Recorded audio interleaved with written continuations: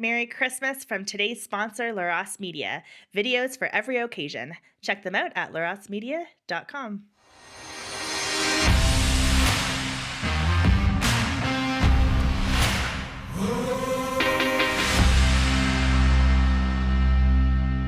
Hello and welcome to the Stinking Albatross Podcast, the final episode of 2022. My name is Alissa and I'm here for the final time of this year with my partner in crime, Scott Hayward. How's it going, Scott? Oh, it's been an adventure, Alissa. Merry Christmas, by the way. Merry Christmas. How was your Christmas back home? Yes. So as you can tell, we are both at our parents' house. We have no equipment with us. We didn't even bring our laptops. We're on our phones. But we're just that dedicated to you and to this podcast that we really wanted to fit in one final episode and talk about our top 10 moments in the podcast of 2022. So we are here with you at the end of December, and we're here to give you some good information. Yeah, absolutely. So how's been Christmas at home with the family and everything? Did everyone get together? Yeah, so I'm the oldest of 9, and all of my siblings were able to come to Christmas besides one. So one works at a resort in, I'm totally blank, Jasper. I know I'm from Alberta, or I live in Alberta at least. So that's sort of a busy season for him. So all of us were able to get together besides him, which is pretty good considering. And our spouses, our significant others, our children, well, my children, my brother and his wife just announced that they're expecting their first child, which is super Yeah, I saw exciting. that. That's exciting. Yeah, when's the due date? In June, yeah. Okay. So gave her lots of baby stuff for Christmas. It was pretty easy to buy her presents. But all in all, it's been pretty chill, pretty fun. We did some karaoke. We did some caroling, baked, cooked, had an epic Christmas Eve and Christmas Day dinner. And yeah, it's been pretty good. I know you've had way more of an adventure, so I'll let you fill the time in a little bit more than me. Oh, we don't have a whole episode, but it might as well be it. Yeah, it's been quite the adventure for my wife and I. So we thought that this Christmas would be very truncated for us. Because my wife is a paramedic and she's back to work. She's off maternity leave, but I can now say this because we announced that she'll be going on maternity leave soon because we're expecting our number 2 come May. Actually, right on my wife's birthday is the due date. So anyway, with her schedule, it was going to be a very short Christmas. So we left Toronto in the evening on the 20th, and we had a layover in Calgary because we're flying direct into Brandon because you just don't know what the roads are going to be like in Manitoba in the winter, especially this time of year. And when we got up early in the morning to get our flight from Calgary to Brandon, because we landed in Calgary at 1 or 2 in the morning Calgary time, it was canceled amongst with literally hundreds of other flights coming out of Calgary because we couldn't get any planes out of Vancouver because it had terrible weather in Vancouver, and Vancouver International Airport is more focused on buying specific pieces of art as opposed to de-icing fluid. So no planes could get out of Vancouver to Calgary. So our flight was delayed by 2 days. We were able to stay at Casa Renner, which was great. Now that Alissa and her family was in Gananoque. So thank you, Alissa, for that. Just so you know, there are no more M&Ms. They were completely and utterly destroyed. We found them in the pantry. And we did a Costco run. My wife lost her phone. So that's been fun as well. It hasn't been recovered whatsoever. So then we get on the flight, we get to Brandon, we land in Brandon 2 days later, but a few days before Christmas. And it was interesting because the day that we landed in Brandon, there were supposed to be zero flights from WestJet, and they had 4. So they had all of these makeup flights. And, we're very grateful. We were able to spend Christmas with our family, my wife's in-laws. And, there's a lot of people at that airport in Calgary where that wasn't the case. Yeah. There was one couple there that my wife was sitting beside. They were all the way from the United Kingdom, 2 brothers and their entire families. Their younger sister went to school at the University of Calgary, met and fell in love with a man from rural Manitoba in a little town called Roblin, which is just northwest of Brandon. So they were going to fly from London to Calgary and then Calgary to Winnipeg. And they were supposed to fly out at 5 a.m. on the 21st. And WestJet told them the earliest they could get them to Winnipeg was the 26th. So as soon as the family in Roblin heard that, they sent 2 SUVs right away out of Roblin to go to Winnipeg to pick them up because they got their luggage. So there was tons of stories like that. So we're very grateful that we're here. Mm-hmm. But was supposed to be back in Toronto, and then our flight from Brandon yesterday was delayed by we don't know when. So we're probably going to be here for New Year's Eve. It's really unfortunate because my wife has had to miss work. So, that's income gone, and plus added expenses because our vehicle is at the park and fly. And so it's there for a few more days. But, we're making up for that lost time, I suppose, that we lost at the beginning. So we're just sitting tight and waiting. It's my understanding that because they got the pilots to fly so much before Christmas to get as many people home for Christmas as possible, they used up all their flight times because legally pilots can only fly so many hours within a week or something like that. So now they have to kind of wait for that to happen to get more crews. So anyway, I'm sure our story is very, very, very tame compared to a lot of other people out there flying, trying to get here and there for Christmas and New Year's. But here we are, and we're gonna give our the old college try here for this podcast. I'm actually part of a Facebook group that's called YYC Costco Lovers for Calgary Costco Lovers, and I looked because oftentimes if people lose wallets or phones, they post it in there, but I didn't see anything. So we think it's long gone. So my wife has wanted to get rid of her phone for quite some time, so I'm trying to decipher whether or not it was actually lost or if she passed one on me, but whatever. We're in the process of getting her a new one now. So good. Yeah. But all in all, a Merry Christmas. Yeah. We had the whole family over to my parents' place, and I helped my mom prepare the pierogies. We only do one of the 12 dishes for the Vigilia, which is the pierogies. So we prepared, I think, 400 pierogies for 25 people. So we thought that was enough, and we only had like 18 left. So it's a good thing we did that many. Totally. I come from a family of pigs, I guess, which should surprise no one. But we chowed down pretty good. We had a bunch of good drinks, and we sang carols late into the night. The kids loved it. They were running around everywhere. That's exactly what we want Christmas to be. Yeah, I mean, the weather was pretty nuts here. We were going to go to Christmas Eve Mass, but it was just like such a blizzard. I've never seen anything like it. Like at one point, the front door blew open when it was completely shut. Texas here. yeah, exactly. It was pretty chaotic, and Mass was canceled on Christmas Eve, and then Christmas Day it just was like totally normal, like nothing ever happened. So yeah, what wild weather and wild stories. I've heard of. I heard this one guy, he had traveled. I don't know where from, but he had landed in Toronto, was heading to Newfoundland, couldn't get a flight, and he just got a car. I don't know if he like bought a car or what, but there's no way he was staying there. And he just drove the 30 hours or whatever back to Newfoundland. I saw another story about these 4 strangers who were stranded. And then this was in the United States because they also had crazy storms, but they rented a car and just drove together to their destination. And yeah, there's probably going to be tons more stories coming out about the wild weather and the cancellations and everything. But I mean, all in all, yours was really adventurous. But yeah, it could have been way worse. And so I'm glad you made it home for Christmas for sure. Yeah. And thankfully, we're only flying with one born kid and not more than that yet. So we're thankful for that. Anyways, why don't we get into our top 10 of the year? This is one way to end all our travel struggles here, 2022, which has been a blizzard of a year, really. So why don't we look briefly back on 2022 before we move on to 2023? Yeah, so our first episode of the Stinking Albatross podcast was on June 10th, 2022. It's something we've been wanting to do for quite a while. A lot of people would always ask us, well, what do you think about this? Or when do you think the next election will be? What is Trudeau doing about this policy or that policy? And we ourselves listen to a lot of podcasts from the United States that kind of break down the current comings and goings of politics. And there was nothing really like that, especially from a social conservative perspective. There are pro-life podcasts, but there weren't political podcasts from a pro-life perspective. So we really wanted to do that. We got our producer Dave on board, and we cracked down on the numbers and did a little bit of fundraising, and we were able to get up a website. And we started with every Friday. Now we're on to every other Friday, just to give a little bit of wiggle room and to really be able to delve into these topics a little bit deeper. We've done 23 episodes and we've had 8 guests in those 23 episodes. And it's just been a really good time so far. We've had really, really good guests, really good topics. The growth has been good. And we're excited to keep going in 2023. But before we do that, let's, as Scott says, count down our top 10 moments of 2022. So number 10 is our first episode.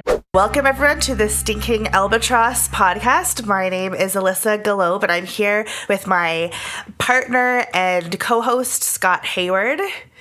Hey everybody. And I was pretty nervous for this, and just a little bit of a backstory. We did have a plan to record our first episode on a particular date and time, but we had so many technical difficulties and technical issues that took us like an hour and a half to solve that our time was kind of up. So we had to start it the week after.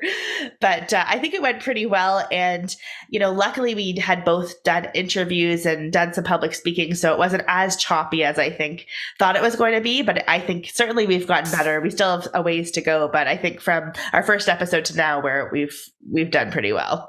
Yeah, you were way more prepared for that episode. I don't know if you remember that or not. I thought I was prepared. And then you nailed me on like 2 or 3 different things. The meaning of the stinking albatross, or the poem. Yeah.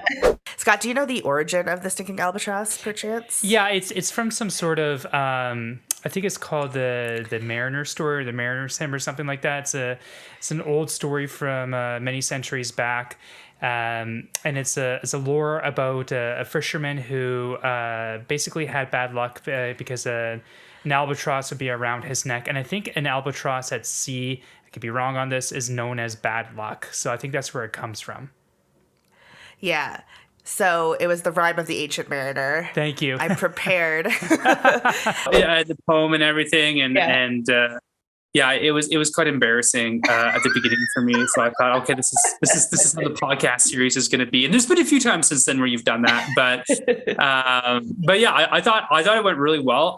What I remember from that first episode is this is a lot more fun than I thought it would be. Not that I thought that would be, a bad time or anything like that, but it's a lot more fun than I thought it would be. And there are times, especially, now that we both have kids and, not unbusy children, that we try to put a lot of time and preparation into these episodes. And sometimes it can, when I think like, oh, we have to record an episode, it can be a bit of a drag. But every time that we do it, it reminds me of the first time we did that first episode. And it is a lot of fun when we do it.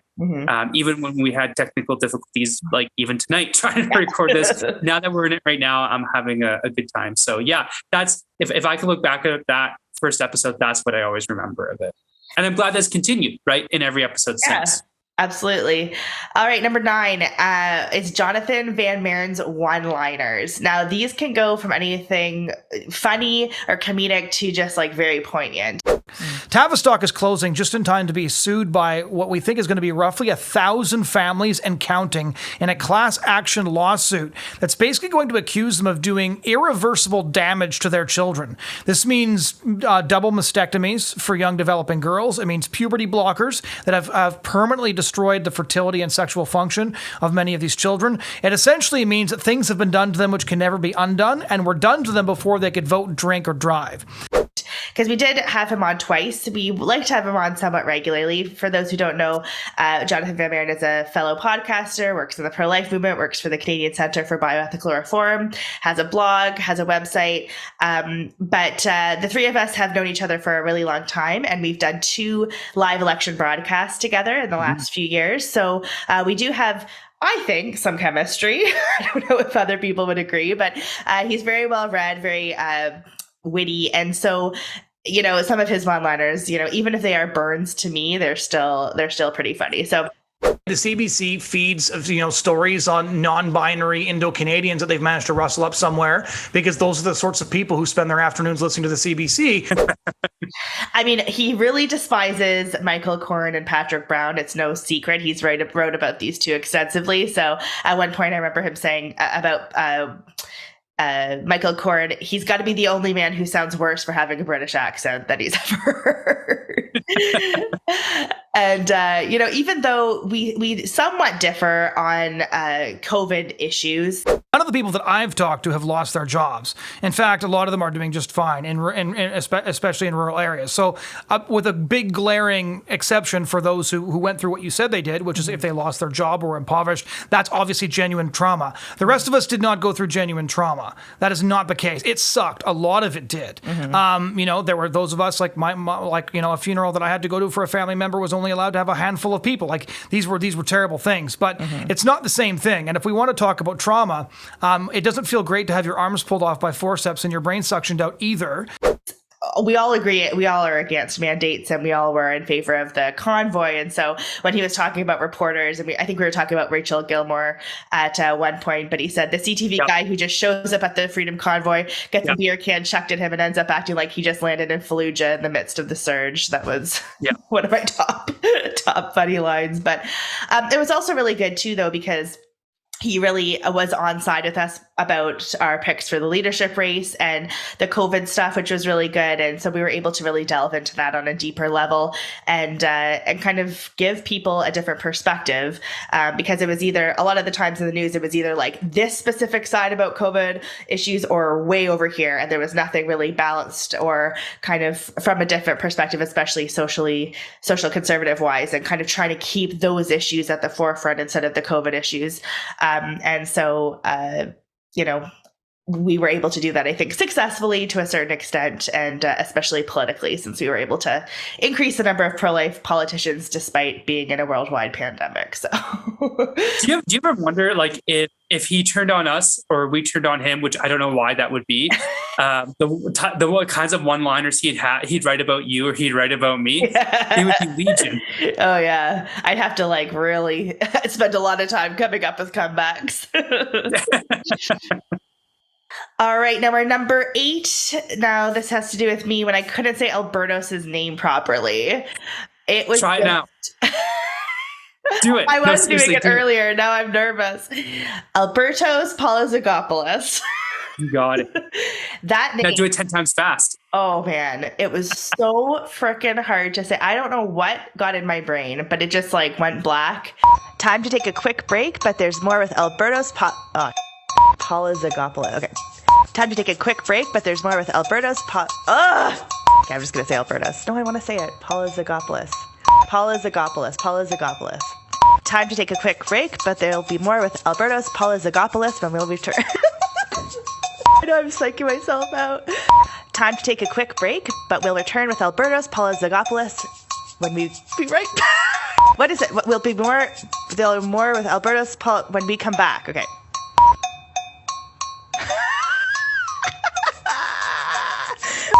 Polizagopoulos. Albertos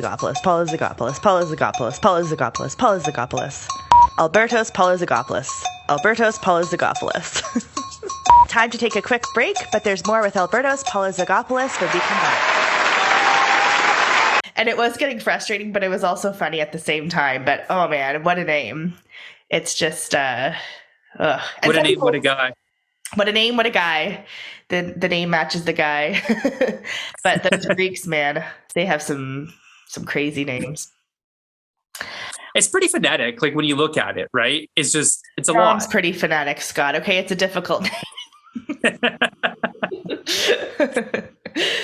Yeah, he was a great guest. I remember a lot of people saying when we had him on, like after we had him on, they listened to that episode that that was one of the most interesting ones. One of our really good friends used to be a director actually in the OLO under Andrew Scheer, told us that the Albertos episode was one of his top 2 favorite episodes that we've done of the 23 thus far. Mm-hmm. So if people haven't had an opportunity to go back to listen to that interview, I highly suggest it. I mean, the guy's a wealth of knowledge, and he's pretty, I don't know, blunt is the right word. Maybe that is too, but he's pretty upfront in his answers, and he's always just a hoot to hang out with. Mm-hmm. Yeah, especially when you get a couple of he likes bourbon, so a couple of bourbons and some cigars. He really gets into it. We'll play a drinking game next time he's on, so we can kind of get a little bit more.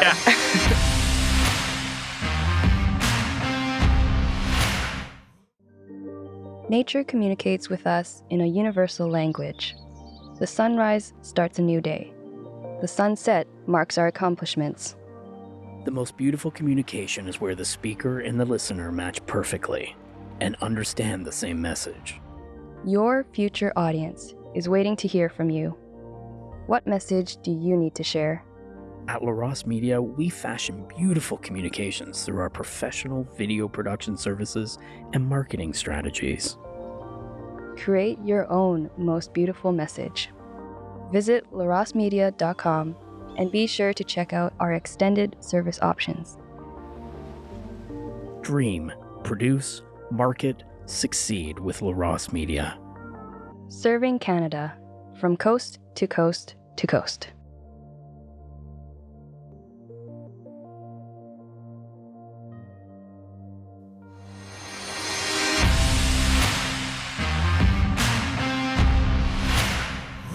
Okay, number 7. Now, this has to do with you, Scott. And what we like to do in our podcast oftentimes is at the end of discussing mostly heavy stuff politically, we do different things that we like, things we hate. We have one game, we have another one, top 10.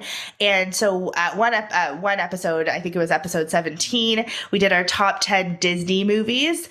And the amount of information that Scott has about not only Disney movies in general, the animation, the score, the background, it was like, I don't know, every little girl's dream. Weird? I don't know. These Disney films, these animated ones that came out in the 90s, it's called the Disney Vault. And so basically what happened is they did all these storyboards back in the 30s and 40s as part of like the Disney films that were supposed to continue after Snow White and the Seven Dwarfs and Cinderella and stuff like that. And then Walt Disney died. The company went into like a weird place for like the rest of the 60s, 70s, and then in the 80s. And then the company said, okay, let's go back to these storyboards that have been just sitting in our files for like 40 or 50 years and let's make them into something. So a lot of the storyboard and some of the scripting and all that type of stuff, I don't know about music, I doubt music, but all that kind of came from the 30s and 40s, which is why it's probably beloved by our generation, because it kind of is a little bit older than the 90s. If you think of a lot of those Disney films, they're not, you know, Little Mermaid, Beauty and the Beast, Hunchback, all that type of stuff. It's not like a bunch of flash and screaming and stuff like that. Like it does have a bit of a, I don't feel like a quaintness, a classical feel to it. Yeah. So. But you certainly know a lot about Disney. I don't know why. What can I say? Like it's, I have a passion for it. I mean, have I ever lost a Disney Cena game? No, never. So, no, it's part of my childhood, right? It's part of all our childhoods for those of us who grew up in the 80s and 90s. And so, you know, that's something that I watched a lot as a kid. Obviously, old Disney. I don't think I'd ever watched new Disney now as a kid. It's a lot of like flashing and yelling and screaming and. But anyway, what's that? It's probably why I like it. Yeah. Anyway, like, what can I say? I love Disney. I love old Disney. You love the old white racist guy. Cool. Which one? Who are we talking? It's funny though, because like Walt Disney himself was like, wasn't he like sort of a Nazi sympathizer? And now his like relatives are completely woke in a different direction, like woke to the point of being discriminatory in a different way. Full circle. Yeah, I have no idea what his stance was on National Socialism. Yeah. I mean, Disney used to make World War II little bits, like during when the United States got involved in the war. So I don't know, maybe he was, and then the American government came and offered him money to do those little bits, and all of a sudden maybe he wasn't anymore. I have no idea. I have no idea what the history is there, but okay, number 6. Okay. Number 6. Now, this was our second or third episode, and this is when we had Dr. Callum Miller on, and he is a doctor from the UK, and I loved his interview for a lot of reasons. So it's not just the interview that's number 6, but it's the fact that he was so cemented in his pro-life views, like he is unshakably pro-life, and there was no hiding it or no dancing around it or no even trying to be pragmatic to a certain degree. Like he had pragmatic political views. But in terms of being a pro-life doctor against abortion, he's 100% pro-life. And then it was not only, why he's pro-life, but the science and the politics behind that. And then just the encouragement. I remember at one point he was saying, even if it doesn't happen in our lifetime, it could happen in our children's lifetime or our grandchildren's lifetime, but we can't give up because it won't happen if we do. And that, we are the foundation of all this happening, and that there's nothing that's going to deter this guy. So just like his faithfulness towards the pro-life movement and his unwavering support was, to me, an inspiring number 6. I guess I'm very curious, what was it at Oxford that allowed for you to go down to this pathway to become pro-life? Yeah, it's a good question. So as I said, part of it is the medical stuff itself, learning the embryology, learning the psychiatric effects of abortion, learning about the reality of abortion in obstetrics and prior to that and so on. So part of it was just the basic medical facts of the topic. There certainly is a good pro-life society, Oxford Students for Life. It's a wonderful society, but to my detriment, I never was very involved with it or didn't come into contact with it much at university, but it certainly exists and does some wonderful work.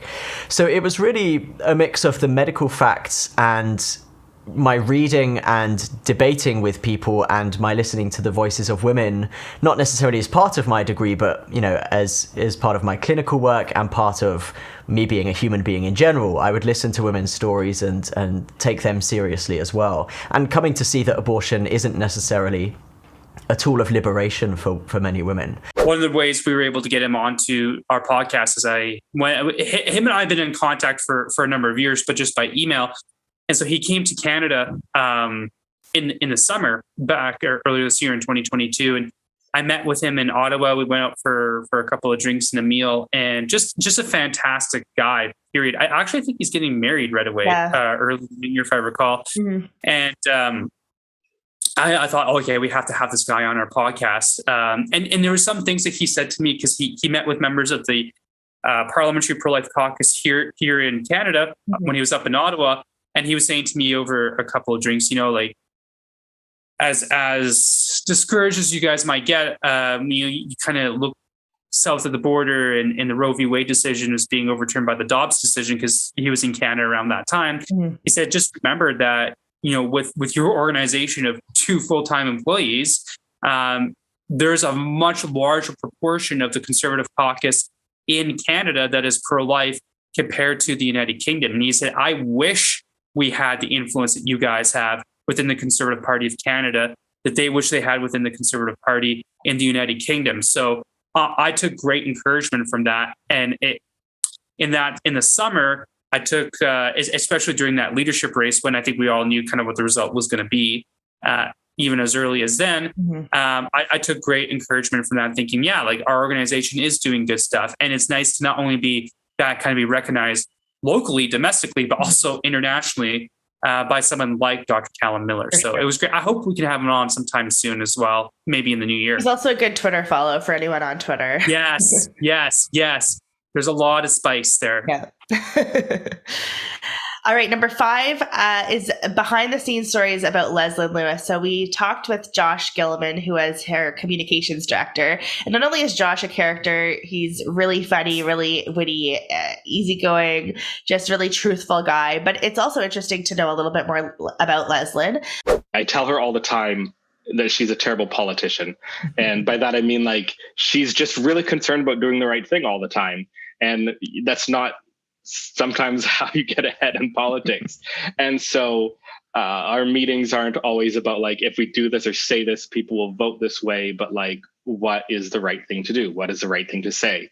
Mm-hmm. And are we having a positive contribution to the race, to the dialogue, to all these things? And so I'm not saying that we always get it right, or I'm not saying that myself or anyone else, even less than always gets it right. But the motivation is very different than anything else I've ever been involved in.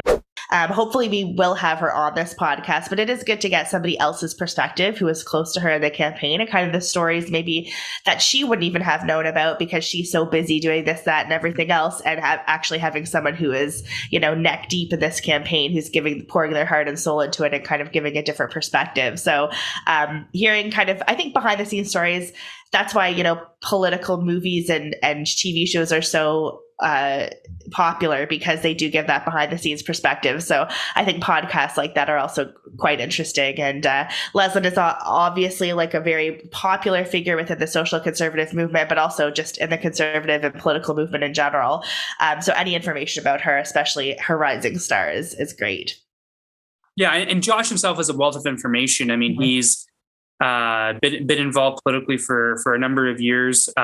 He was one of Andrew Scheer's speechwriters during the actual election campaign and leading up to it. And some people might not remember this, but there were 5 major speeches that Andrew Scheer gave in 2019 leading up to that election, that federal election that year.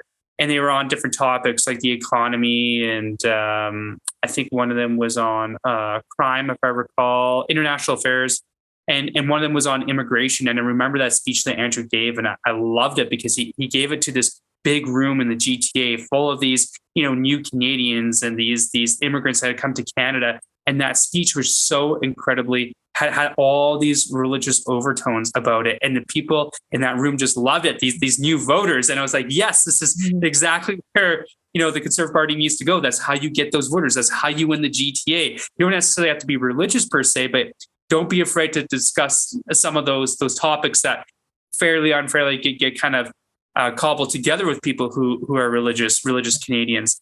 And I know that Josh was a big part of that. So respect the guy basically every way you can politically. And he's both the thing I really like about Josh is he's both a political operative in that he's director communications for the Leslyn Lewis campaign. So he's at a high level, but he also at a campaign level works very, very hard at a ground level too. So, he's working the database. He knows how to mine the database. And like I said, he's just a wealth of information from kind of all across the different facets of politics. So, and he's on side, shares our views and values. So exactly.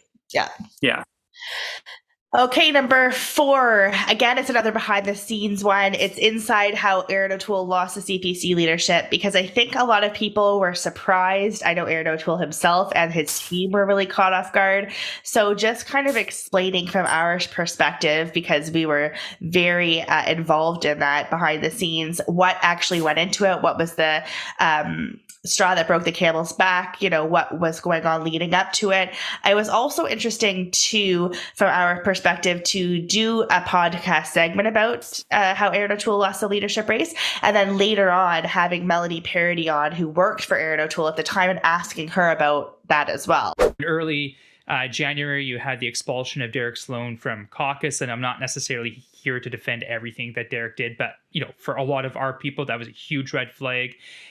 You had the non-carbon tax that came in April that surprised a lot of people, not just party members, but also caucus members and people who even worked in the OLO high up there. And then going into the election campaign, I don't think people were super surprised at it by this point, but it was another kind of black mark on the way that Aaron had voted on C-233, Kathy Wiggintal's sex-selective abortion bill. During the election campaign, I know there's points of differentiation on this, but people weren't satisfied with the answer when questioned by the media about conscientious objection rights. And then, coming out of the election, this is a little bit beyond 12 months since he won the leadership in the end of August of 2020, but dealing with the unanimous consent motion for Bill C-4, which it was the what do you call Conversion it? therapy Conversion therapy bill. Thank you. So there was a steady decline in, I would say, how pro-lifers held Aaron in their estimation, and by the end, and even before the end, a lot of people wanted him gone. Like we had a lot of trouble in the 2020 federal election campaign getting pro-lifers to knock on doors for pro-life conservative MPs running for re-election in very tight ridings, particularly in Metro Van.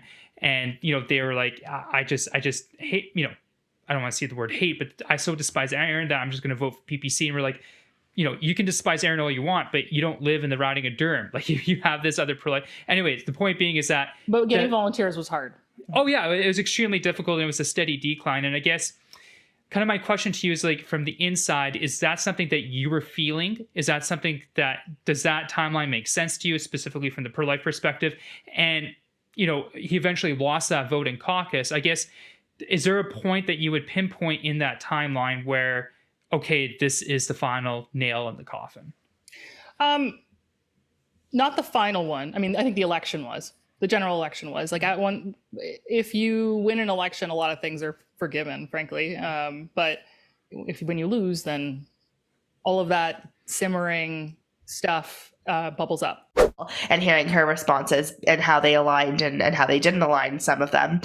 So, I mean, it is interesting to kind of, even though we're all in the same big blue tent, just how different people have very different perspectives. And sometimes politics can be pretty surprising and in a good way in this particular case. But people can have a lot of influence if they don't like the leader, even if the leader is refusing to step down. It doesn't mean anything. We still have the power to remove him. So again, another behind the scenes look, and this one just happened to turn out. Yeah, and I think it's always important to have someone kind of who's close to it. And I'm not necessarily going to say on the other side, because I don't necessarily know in those issues that we identified that Melanie was necessarily on the other side. I think she even admitted basically that she would be on the other side, so to speak, especially regarding the non-carbon tax decision. Mm-hmm. But to have someone who let's just say on the other side, because she was, even though she was on maternity leave, technically she's working for the OLO, technically she's still working for Aaron, mm-hmm. as much of a distance as she had from the office at that time. I think it's really good to hear their perspectives and to hear what they have to say. And I think there's things that we can learn as well that we didn't realize that was happening at the same time on the other side. Okay. So I know, looking back at that, one thing that I'm always shocked about, I knew this was the case before Melanie came on to discuss this, but how much they thought, even leading to that vote, that they had the votes, even though, I think it was James Bazan or one of the other higher ups MPs and Aaron's House leadership team told him that night that, we don't have the votes. And it wasn't like it was a squeaker. Like, he only had like a third of caucus behind him. So I'm always, when I talk to Aaron O'Toole people, Melanie being one of them technically, I'm always surprised at how I guess how disconnected they were from even their own caucus. And these are people you see in, day out. You don't have the votes. You don't have the votes. Have you ever seen Hamilton? No. Okay. Alrighty. I'm uncultured. I'm not cultured like you. If it was made in like 1901 or something, you would have watched it. But... Well, yeah, because it would have been good.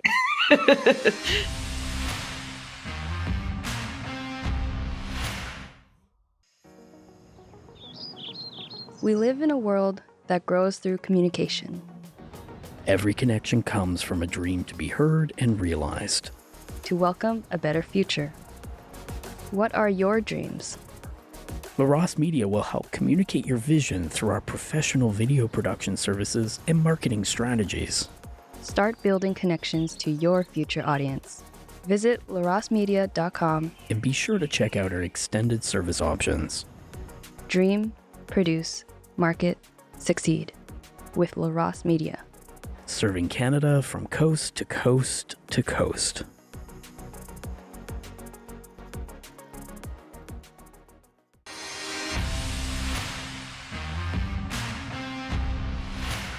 All right, number 3 is our top 10s with the guests.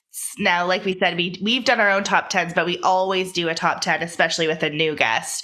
And I always find them so delightful. They're funny, they're interesting. They have the guests open up a little bit more about themselves, their personal stories, their backgrounds. There's always something really funny in them. So we've done it with Josh Gilman, Melanie Parody, Jordan Guildford, who runs Gems for Gems. How did you get your kids to eat vegetables as toddlers?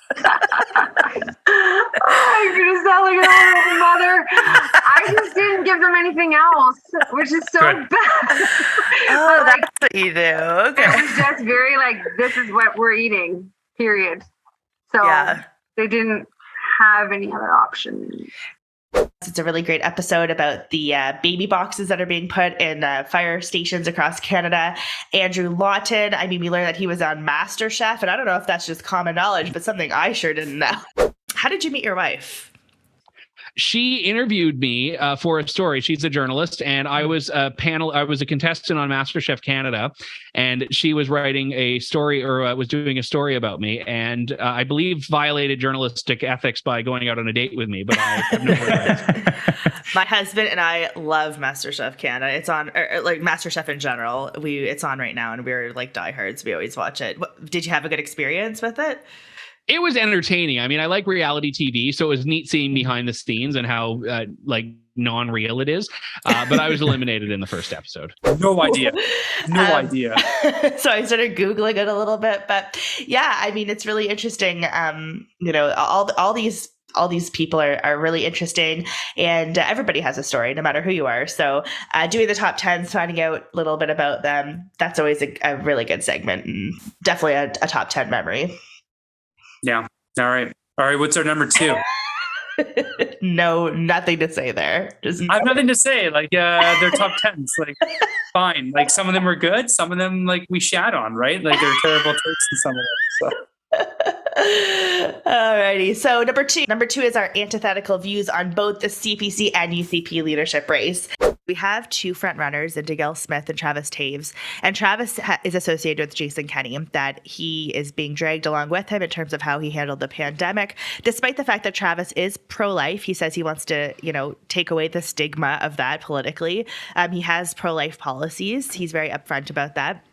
And then you have that versus Danielle Smith, who's sort of like a Polyev type character in the fact that she is against mandates, against lockdowns, is seen as that like freedom candidate, but also is not a social conservative. So much so that she sort of falls in line with like Roman Baber, is in the fact that when we talked to him, he was like, I'm so pro-choice. I want to respect people's freedom over bodily autonomy when it comes to vaccines and when it comes to abortion. So that's how they view this issue.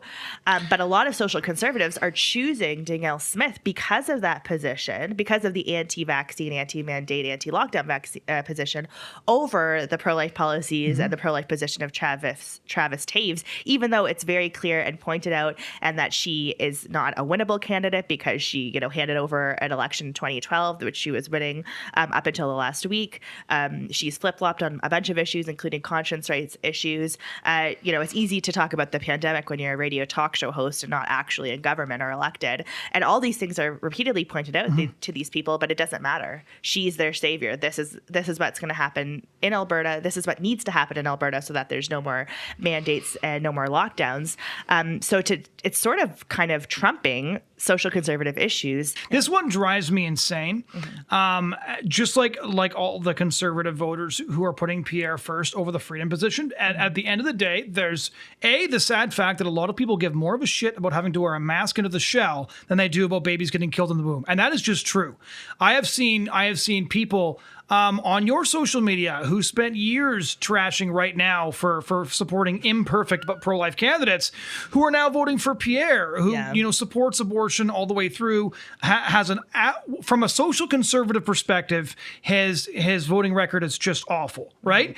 And what I think we are finding out is that a lot of people care a lot more about being personally inconvenienced than they do about actually voting for an ethically consistent candidate. And the reason I say that is because in the federal race, Leslyn Lewis is and was better on the freedom issue than Pierre is, and Travis Taves is also better than Danielle Smith on all those issues. And so what you have a lot of people that are in there for red meat. They're angry and they're frustrated because their lives in many places were like either hugely inconvenienced and things like that, and now they're backing a candidate who is objectively untrustworthy. Like Danielle Smith crossed the floor, right? Like literally just like kind of destroyed the Wild Rose Party and joined the PCs, who are like the red Tories. And now she's the red meat candidate, right? The real true blue conservative. It's just bewildering to me. People have like a 15-minute long memory. This is something I actually pride myself on because we were sort of off base with a lot of social conservatives this past year about the UCP leadership race and about the CPC leadership race, because the two sort of hero candidates that a lot of social conservatives were behind them because they were anti-COVID mandate and not necessarily because they were pro-life. And that just didn't jive with us, obviously. I mean, we are obviously against the mandates, but that's as Jonathan Van Maren called, secondary issues. They're not in terms of life issues, euthanasia and abortion, and that should always be our primary focus. And so it was really a battle with not only our organization, but within our podcast and our audience and that kind of thing, to talk about how Danielle Smith isn't pro-life and how she's in favor of biological men competing in women's sports and things like that, and kind of highlighting those differences. And despite the fact that both Pierre and Danielle won, I think that because so many social conservatives were behind her, they will have a lot of influence when it comes to the upcoming elections, which is good. But I still, have zero hope that either of these people will vote socially conservative. I think they potentially will allow pro-life bills, which is always something that when we interviewed both of them, something they said they would do. But I'm under no illusion that they're going to help push forward these issues in any way in the next year or so. I think as time goes on, we're going to be vindicated, unfortunately. I think we're going to see that in the spring with the provincial election in Alberta, which frankly isn't looking great for the UCP. And I think I have a little more hope for Pierre because of the people that Pierre has hired in his office, directors of communications and policy, and and all those types of very, very important things. Like if there's one major criticism I had of Andrew Scheer during his time as leader, it would be, the terrible people that were generally hired in his office, in the office of leader of the opposition. And one of a friend MP that we have always likes to tell us, and likes to tell the interns, the pro-life interns on the Hill, that personnel is policy, right? If you have the right personnel in, you'll have the right policy. And even though you want to go in a certain policy direction, if you have the wrong personnel in, they're going to make sure that policy changes. So Pierre has a lot of the right people in there. And so hopefully that brings aboard a lot of the right policy. But I mean, time will tell. And also just Trudeau has been in there long enough. People are his popularity rating is going down. People are just generally frustrated with him. So I think it's going to be this perfect storm of people wanting to get Trudeau out, along with Pierre just hopefully having the right people in, like you said, and finally winning the next election and getting rid of this insanity that's been going on the last almost decade. Yeah, we'll see. But I could definitely see the Trudeau Liberals doing the same thing, where they bring out social conservative issues into the campaign, and the leader freezes with a deer in the headlights look. And when that moment inevitably comes, because it is inevitable, we will see, does Pierre rely upon the super solid people that he's hired that will definitely want the leader to have a different response that's different than Aaron O'Toole and Andrew Scheer and Stephen Harper? Or is it going to be the same response that's going to result in the same thing, which is a bunch of lost votes in the GTA and in Metro Vancouver, and thus losing the election again? That even though the Liberals are winning fewer and fewer and fewer votes, they keep winning more and more elections. And this is a huge issue, right? Because in those areas, in those regions of the country, the suburban regions, it's a voter suppression tactic that they use, the Liberals use on the Conservatives. So hopefully it's a different story. But if he does the same thing, it doesn't matter what inflation is like. It doesn't matter how long Justin Trudeau has been around or how much people despise him. If you have a leader that has a deer in the headlights on fundamental issues like abortion and assisted suicide, you're going to lose. Yeah, especially when they're trying to push it on infants and the mentally, ill. So that's something he'd better have a good answer on for sure. Would be great if the Conservative Party of Canada actually ran ads on that. Hey, this is what the crazy people think of, and we're totally against it. I don't understand how that's not happening right now. So we'll see. We'll see as time goes on what it looks like. All right, and our number one top 10 moment of 2022 on the Stinking Albatross podcast is our origin story. When we first left, we didn't really have much. We didn't have really. So we had $0. We had $0. 2 names in the database, yours and mine. Yeah, we had no website. I don't even know if I didn't even have a laptop. I think my parents, because I had the company laptop, so my parents had to send me money just for a laptop to get going. Yeah, and no income. So we got like a page, like just one page on a website. What was it called? Rockstar something. Yeah. And people could just go and just add their names to it if they were interested to see what we were going to be up to. I wrote a blog that kind of got a lot of traction explaining why it was eviscerating, but honest and fair. Yeah. And so people did know why we left, and we were starting something new, and they were just sort of waiting for what that was. And so we were going at it really hard for about a month and a half. And then, so this was like end of January. We went hard February, and then we went out to Ottawa. We were already on the road. We were meeting with MPs. Yep. They were super jacked. To learn that we were starting something new that wasn't, as they put it, crazy, like reasonable, because we are not an all or nothing organization. What I mean by that, incremental legislation. Yeah, like the most pro-life or piece of legislation that we can get to reduce the rate of abortion and assisted suicide. That's the one that we will encourage members of parliament and senators to vote for. Exactly. Even if it's not exactly what we want. Yeah. This actually took 3 different episodes. We thought it would only take one. You do it in one. We're like, oh yeah, let's just do this for this episode. And then we thought it was only going to be 2. And we get to the end of our episode 2, and we're like, we still have like 2 years left. So I don't know if it was like an interesting story. We just talked too much, or a little bit of both. But I mean, to me, it's interesting, and it definitely encapsulates what we're doing, why we're doing it, how we overcame a lot of different things to continue to do it, and just some funny anecdotes along the way.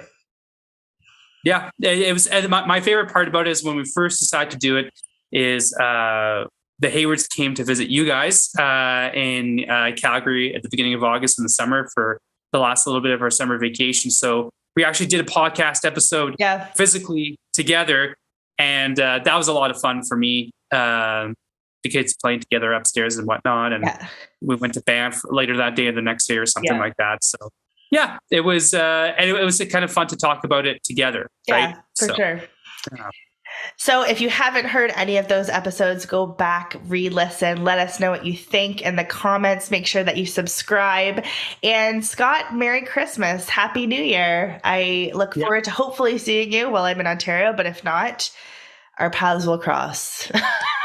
I'm sure. Merry Christmas and Happy New Year, Alissa. Yeah, we're supposed to get together next week, folks. Alissa and I, because she's dropping her husband off at the airport because he's heading back a week early. And we thought this would be no problem to get together, but with all the flight delays, we will. Actually, that's a good point, because like we need to know before we drive all the way to Toronto. That would be crazy. So we'll have to figure that out. Anyway, hopefully we will see you at some point. And thanks for coming on this podcast. And thanks to everyone listening. We know it's kind of like that weird time between Christmas and New Year's, but hopefully this gives you a little bit of more information. It gives you some entertainment. And we look forward to starting this up again in 2023. Yeah, Merry Christmas and Happy New Year's, everyone. Talk to you soon.